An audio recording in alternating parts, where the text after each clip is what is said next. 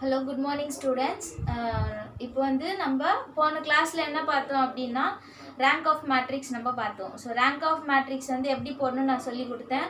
அதோட ரேங்க் எப்படி கண்டுபிடிக்கணும்னு சொல்லி கொடுத்தேன். ஸோ ரேங்க் ஆஃப் மேட்ரிக்ஸ் அடுத்தது நான் ஹோம்ஒர்க் கொடுத்துருப்பேன். அது நீங்கள் ட்ரை பண்ணுங்கள் கண்டிப்பாக. ஸோ போட்டு பாருங்கள். ஈஸி, நீங்கள் போட தான் அது ப்ராக்டிஸ் ஆகும். சரிங்களா? சரி. ஸோ அதோட கொஞ்சம் எக்ஸ்டெண்ட் பண்ணி நம்ம பார்க்கணும் அப்படின்னா next topic is consistency of equation. Consistency of equation இதில் வந்து ஒரு 4 points இருக்கு. இந்த 4 points வந்து very important points. ஏன் very important pointsனா இந்த பாயிண்ட் எழுதுனா உங்களுக்கு 1 mark. ஸோ 5 mark சம்ஸில் கேட்கும்பொழுது சம்ஸுக்கு 4 marks தான். ஸோ இந்த பாயிண்டோட சேர்த்து நீங்கள் எழுதினா தான் அதோட 5 marks உங்களுக்கு கம்ப்ளீட்டாக கொடுப்பாங்க. So testing of consistency. So நம்ம போன ரேங்க் நம்ம பார்த்தோம் இல்லையா? ஸோ ரேங்க் 3, ரேங்க் 2, ரேங்க் 1 அதே தான். ஸோ அது வந்து 3x3 மேட்ரிக்ஸில் 3x4 மேட்ரிக்ஸில் நம்ம பார்த்தோம். ஸோ டெஸ்டிங் ஆஃப் கன்சிஸ்டன்சி எப்படி கொடுப்பாங்க கொஸ்டின் அப்படின்னு பார்த்தீங்கன்னா ஒரு ஈக்குவேஷன் கொடுப்பாங்க. ஃபார் எக்ஸாம்பிள் 3 ஈக்குவேஷன் இருக்கும். So 2x minus y plus 2z is equal to 9, 3x plus 2y minus 3z is equal to 12, 4x plus y minus z equal to minus 3. So இது மாதிரி உனக்கு 3 equations இருக்கும். அந்த ஈக்குவேஷனை நீ ax is equal to b ஃபார்மேட்டில் நம்ம போன முறை பிரிச்சிருப்போம் இல்லையா? அதுதான் ax is equal to b. இந்த ஏவும் பியும் சேர்த்து எழுதுறது தான் நம்ம இந்த ரோ ஆஃப் ஏபி. அந்த ஏபி என்ன அப்படின்னு பார்த்தீங்கன்னா ஏவோட மேட்ரிக்ஸ் தான் இது.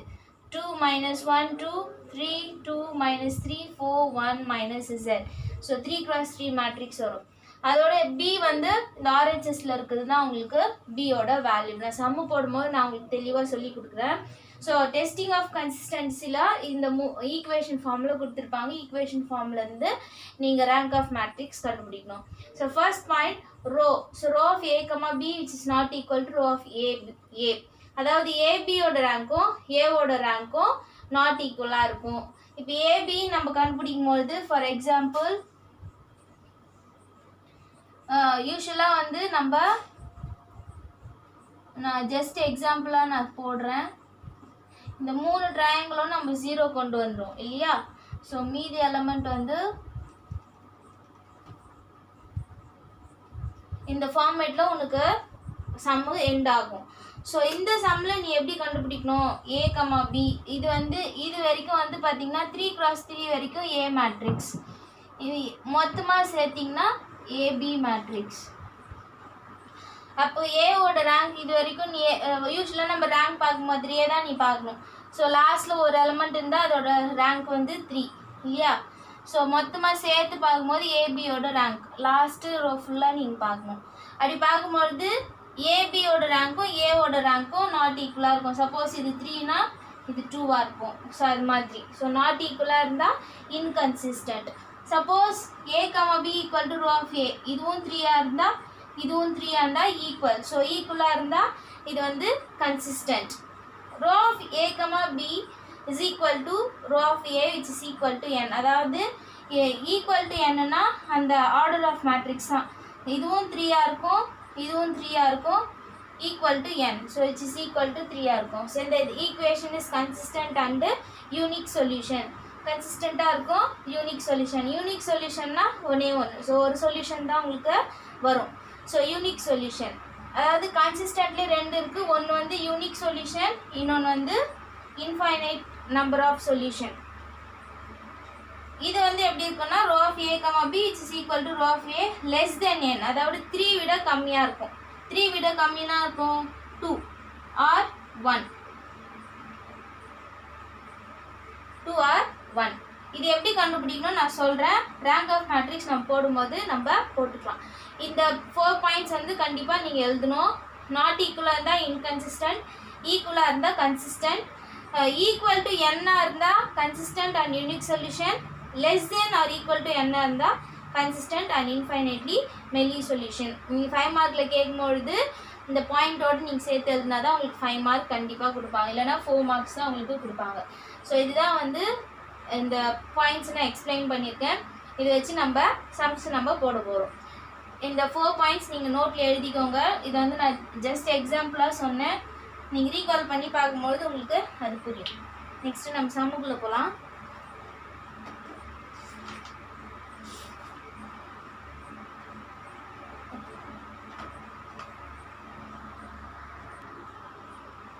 Example 1.12 5 mark question.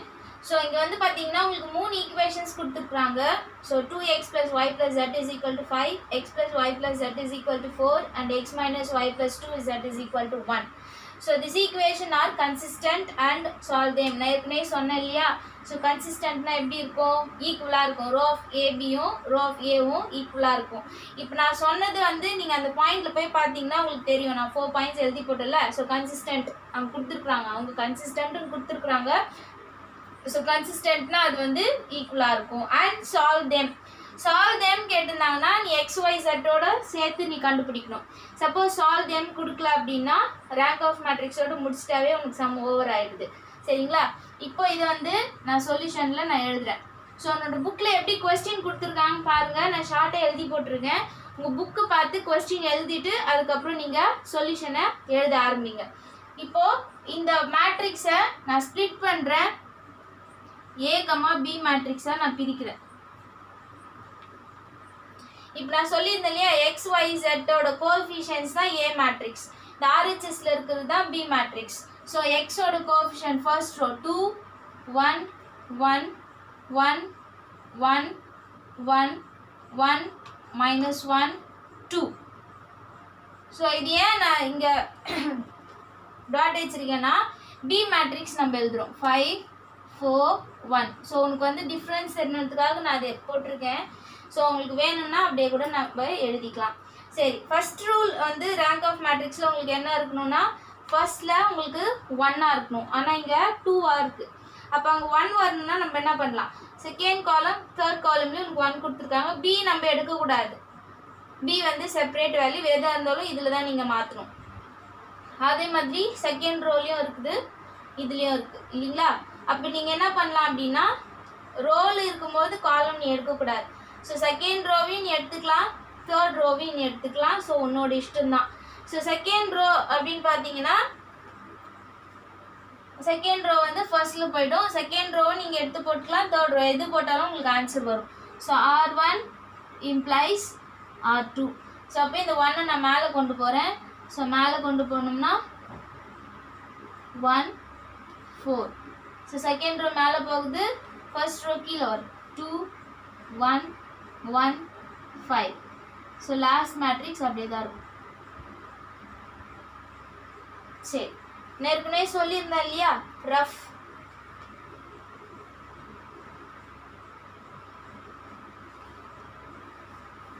So rough வந்து நம்ம என்ன யூஸ் பண்ண போகிறோம்? இங்கே கண்டிஷன் இந்த டயக்னல் எலமெண்ட் நம்ம 0வாக கொண்டு வரணும். ஸோ 0 கொண்டு வரணும்னா இங்கே நான் ஏற்கனவே சொல்லியிருந்தேன் 2 கண்டிஷன் தான் ஒரு ஸ்டெப்பில் யூஸ் பண்ண முடியும். R2. ஸோ R2ன்னு போட்டால் இங்கேயும் நான் போடணும் R2. ஸோ இது வந்து +2. அப்போ இங்கே வந்து -2. அப்போ இங்கே மேலே எதோட மைனஸ் பண்ணுவீங்க? R1ஓட மைனஸ் பண்ணுவீங்க. ஸோ அதே மாதிரி R3 சேஞ்ச் ஆகும். ஸோ இங்கே R3னா இங்கேயும் R3 வரும். ஸோ அப்போ R3 இது வந்து +1. அப்போ இங்கே -1 × R1. ஸோ இப்போ இந்த கண்டிஷன் நம்ம எழுதிட்டு இந்த 0வை நம்ம போட்டுக்கலாம். 1 1 1. ஸோ ஃபர்ஸ்ட் ரோ மட்டும்தான் உங்களுக்கு அப்படியே வரும். செகண்ட் ரோவும் தேர்ட் ரோவும் உனக்கு சேஞ்ச் ஆக போகுது. சரிங்களா? சரி, எப்படி சேஞ்ச் ஆகுது அப்படின்னு பார்த்தீங்கன்னா இங்கே பாருங்கள், R2 இந்த R2வை அப்படியே ரஃபில் எழுதிக்கணும். 2 1 1 5. இப்போது R1 எதோட மல்டிபிள் பண்ணும்? -2ஆல் மல்டிபிள் பண்ணும். அப்போ இது ஃபுல்லாக -2ஆல் மல்டிபிள் பண்ணுங்க பார்க்கலாம். -1 × 2 -2 -2 -2. So -2 × 4 is -8. ஸோ ரெடியூஸ் பண்ணால் 0 -1 -1 -3. ஸோ அந்த ஆன்சர் எடுத்து இங்கே எழுதிக்கோங்க. ஸோ -1 -1 -3. ஸோ அதே மாதிரி லாஸ்ட் ரோ. ஸோ R3 அப்படியே எடுத்து எழுதிக்கோங்க. 1 -1 2 1. ஸோ அதே மாதிரி R1 எதால் மல்டிபிள் பண்ணுறோம்? -1ஆல் நம்ம மல்டிபிள். உங்களுக்கு புரியறதுக்காக நான் ரவுண்ட் போட்டிருக்கேன், பட் நோட்லலாம் அப்படி போடாதீங்க. ஸோ -1ஆல் இது மல்டிபிள் பண்ணால் -1 -1 -1 -4.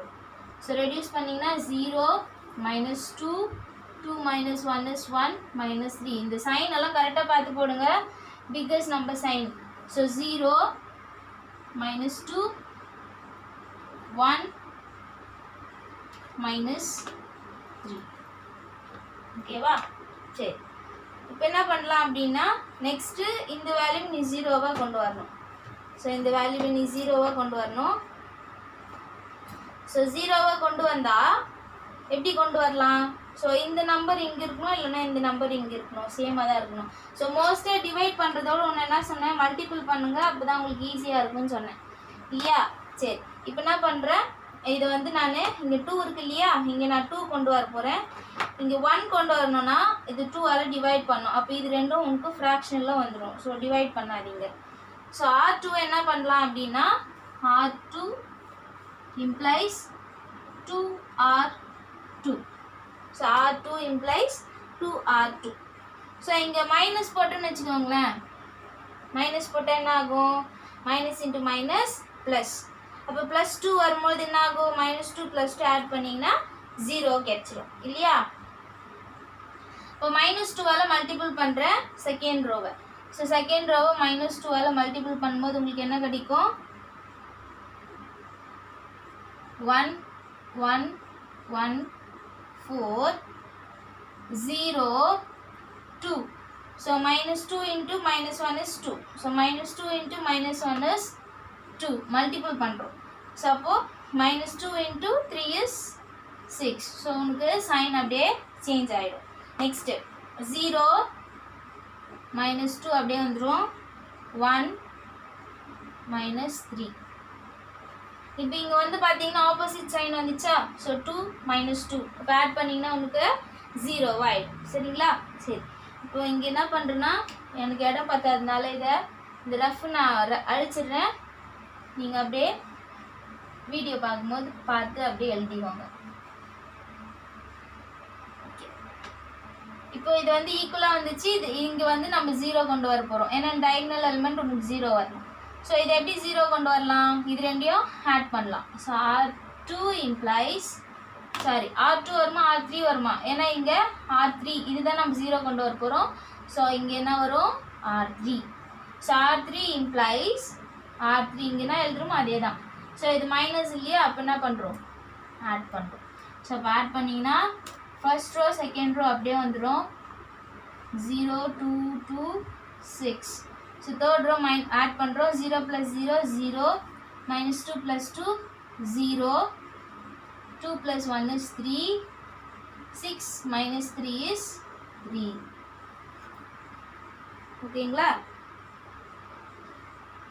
சரி, இப்போ இதோட உனக்கு சம் முடிஞ்சிச்சு. டயகனல் எலிமெண்ட் 0 கொண்டு வந்துட்டேன் இல்லையா? இப்போ இதோட ரேங்க் நம்ம கண்டுபிடிக்கலாம். ரோ ஆஃப் ஏவோட ரேங்க் தனியாக கண்டுபிடிக்கணும். ரோ ஆஃப் ஏ கமா பிக்கு வந்து இந்த மாதிரி ப்ராக்கெட் போடணும். ஏவோடக்கு ஓப்பன் ப்ராக்கெட், இது வந்து க்ளோஸ் ப்ராக்கெட். இப்போ ஏ வந்து எது, ஏன்னா இந்த 3x3 தான் உங்களுக்கு ஏ மேட்ரிக்ஸ். ஓகேங்களா? அப்போ இந்த 3x3 மேட்ரிக்ஸ் இது விட்டுடணும்.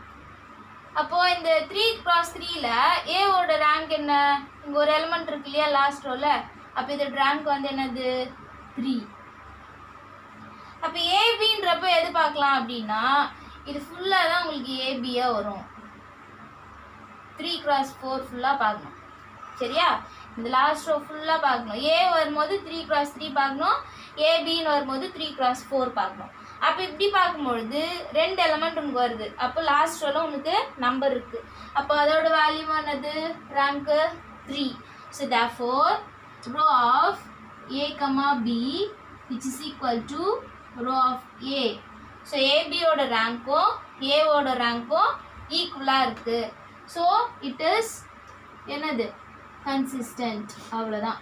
இது எழுதுறதுக்கு தான் உனக்கு மார்க். It is consistent. இதோட உனக்கு சம்மு முடியல, ஆனால் வந்து என்ன கேட்டிருக்காங்க, அண்ட் சால்வ் தேம். நீ என்ன பண்ணணும், சால்வ் பண்ணணும். என்ன சால்வ் பண்ணும் அப்படின்னா இந்த லாஸ்ட் ஈக்குவேஷன் நம்ம ஃபினிஷ் பண்ணோம் இல்லையா, அந்த லாஸ்ட் ஈக்குவேஷனை எடுத்துக்கோ. ஸோ அந்த லாஸ்ட் ஈக்குவேஷனை அப்படியே நம்ம ஈக்குவேஷனாக மாற்ற போகிறோம். அந்த லாஸ்ட் ஸ்டெப்பை நம்ம ஈக்குவேஷனாக மாற்ற போகிறோம். So the equation in the form of இது நம்ம ஈக்குவேஷனாக மாற்ற போகிறோம். இது x y z equal to RHS. 1 into x வந்து x, 1 into y is y, 1 into z is z is equal to 4. So this is equation 1. 0 அப்போ x வந்து 0. So அப்போ y வந்து 2. ஸோ அப்போ 2y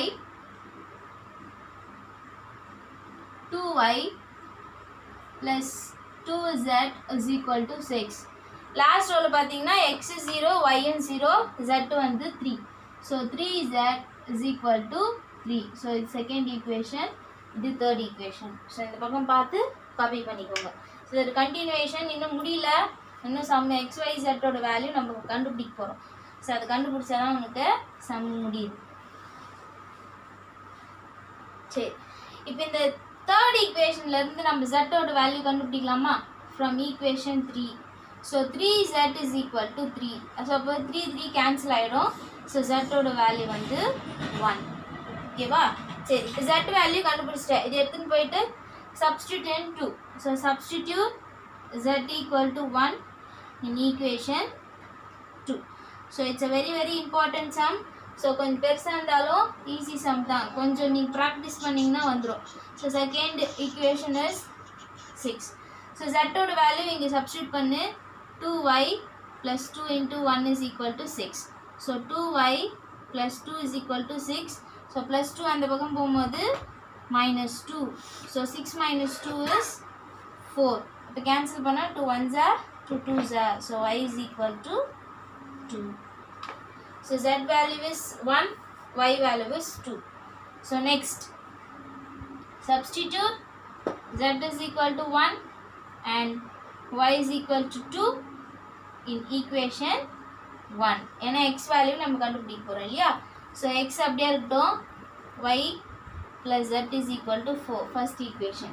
So x value is தெரியாது, கண்டுபிடிக்கணும். Y value is 2, z value is 1.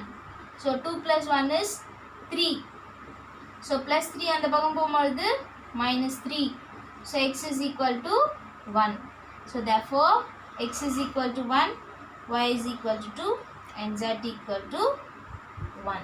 So this is the solution. இந்த question வந்து நல்லா படிங்க. எல்லா சம்லையும் நம்ம இது மாதிரி சால்வ் பண்ண மாட்டோம். x value, y value, z value கண்டுபிடிக்க மாதிரி. ஸோ என்ன கேட்பாங்க அப்படின்னா சால்வ் தேம் அப்படின்னு கேட்டிருந்தா மட்டும்தான் நீ XYZோட வேல்யூ கண்டுபிடிக்கணும். Suppose it is consistent, it is inconsistent அப்படின்னு கம்ப்ளீட் பண்ணிட்டு இருந்தாங்கன்னா நீ இது வரைக்கும் போட்டால் போதும். சால்வ் தேம் கேட்டால் மட்டும்தான் இந்த லாஸ்ட்டு நம்ம கண்டுபிடிச்ச சொல்யூஷனை ஈக்குவேஷனாக மாற்றி அதிலிருந்து XYZோட வேல்யூ கண்டுபிடிக்கணும். ஸோ அதனால் கொஸ்டின் நல்லா படிங்க, படித்து புரிஞ்சு அதுக்கப்புறம் என்ன கேட்குறாங்கன்னு பார்த்துட்டு அதுக்கப்புறம் நீங்கள் சால்வ் பண்ணுங்கள். மோஸ்ட்லி இது வரைக்கும் தான் உங்களுக்கு வரும் சம்மு. சப்போஸ் சால்வ் தேம் அப்படி கேட்டாங்கன்னா இதையும் நீங்கள் சேர்த்து போடணும்.